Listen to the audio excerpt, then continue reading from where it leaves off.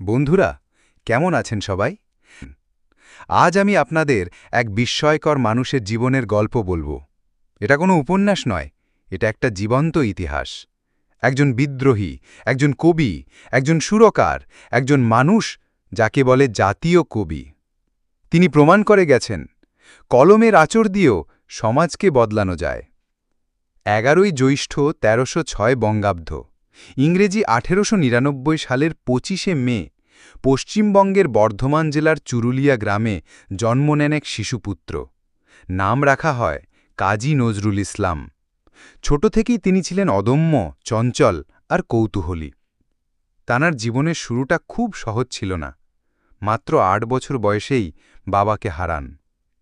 জীবিকা চালাতে কাজ করেন রুটির দোকানে, কাজ করেন লেটো গানের দলে, কিন্তু মন পড়ে থাকত কবিতা, নাটক আর সুরের জগতে।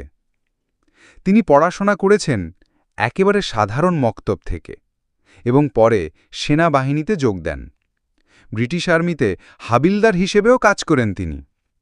কিন্তু গান্ধীজির আদর্শে প্রভাবিত হয়ে তিনি কলম ধরলেন অন্যায়ের বিরুদ্ধে। গান্ধীজি যেখানে বলতেন অহিংস আন্দোলনের কথা, সেখানে কাজী নজরুল ইসলাম ছিলেন এক বিদ্রোহী সৈনিক। তিনি কবিতায় আগুন জ্বালালেন। ১৯২২ সালে প্রকাশ করেন তার বিখ্যাত কাব্যগ্রন্থ অগ্নিবীণা। প্রথম কবিতা বিদ্রোহী, বল বীর, বল উন্নত মম শির।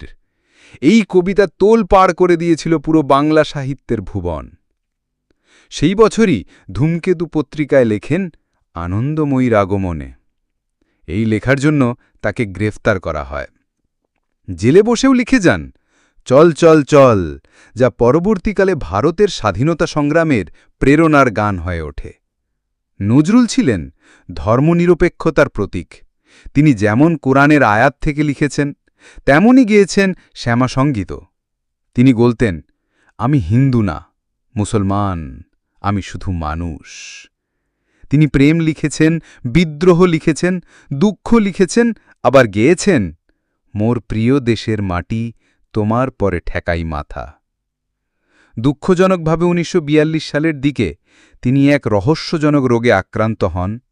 তার কণ্ঠ থেমে যায়, কলম থেমে যায়, কিন্তু তার সৃষ্টি থেমে যায়নি। স্বাধীনতার পর ১৯৭২ সালে বাংলাদেশ সরকার তাকে সসম্মানে ঢাকায় নিয়ে যায়।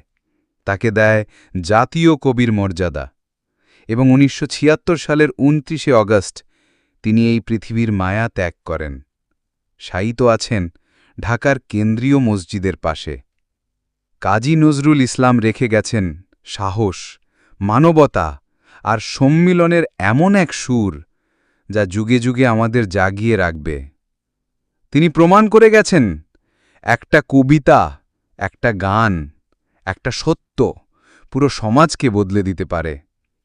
আজকের ভিডিও এখানেই শেষ করছি। দেখা হচ্ছে পরবর্তী নতুন কোনো ভিডিওতে।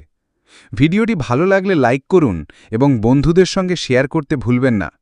আর এমনই ইন্টারেস্টিং ভিডিও পেতে আমাদের চ্যানেলটি সাবস্ক্রাইব করে পাশে থাকা বেল আইকনটি টিপে রাখুন। আপনি পরের ভিডিওতে কোন জীবনী শুনতে চান কমেন্টে জানাতে ভুলবেন না। ভালো থাকবেন, সুস্থ থাকবেন। ধন্যবাদ।